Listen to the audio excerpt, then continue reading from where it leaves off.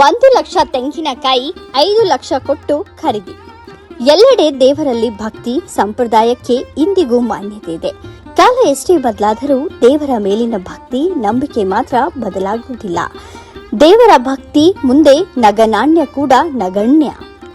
ಇದಕ್ಕೆ ಬಾಗಲಕೋಟೆ ಜಿಲ್ಲೆಯ ಜಮಖಂಡಿ ತಾಲೂಕಿನ ಚಿಕ್ಕಲಕ್ಕಿ ಗ್ರಾಮದಲ್ಲಿ ನಡೆದ ಅದೊಂದು ಘಟನೆ ಸಾಕ್ಷಿಯಾಗಿದೆ.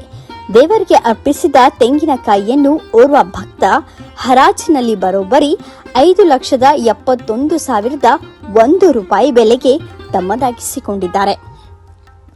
ಚಿಕ್ಕಲಕ್ಕಿ ಗ್ರಾಮದಲ್ಲಿ ಪ್ರತಿ ವರ್ಷದಂತೆ ಈ ವರ್ಷವೂ ಮಾಳಿಂಗರಾಯನ ಜಾತ್ರೆ ಅದ್ದೂರಿಯಾಗಿ ನಡೆಯಿತು. ಜಾತ್ರೆ ಮುಗಿಯುವ ಹಂತದಲ್ಲಿ ದೇವರ ಮೇಲಿನ ಹಾಗೂ ಗದ್ದುಗೆ ಮೇಲಿನ ವಸ್ತುಗಳನ್ನು ಹರಾಜು ಮಾಡುವ ಸಂಪ್ರದಾಯವಿದೆ.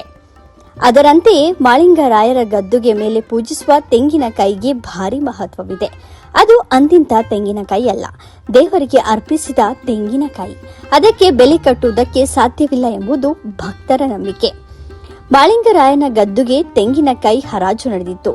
ತೆಂಗಿನಕಾಯಿ ಹರಾಜು 100, 200, 1000 ರು ಅಂತೆ ಸಾಗಿ ಕೊನೆಗೆ ತಲುಪಿದ್ದು ಬರೋಬ್ಬರಿ 5,71,100 ರೂಪಾಯಿ ಮೂಲಕ ವಿಜಯಪುರ ಜಿಲ್ಲೆಯ ತೀಕೋಟ ಗ್ರಾಮದ ಮಹಾವೀರ ಹರಕೆ ಎಂಬ ಭಕ್ತರ ಪಾಲಾಗಿದೆ.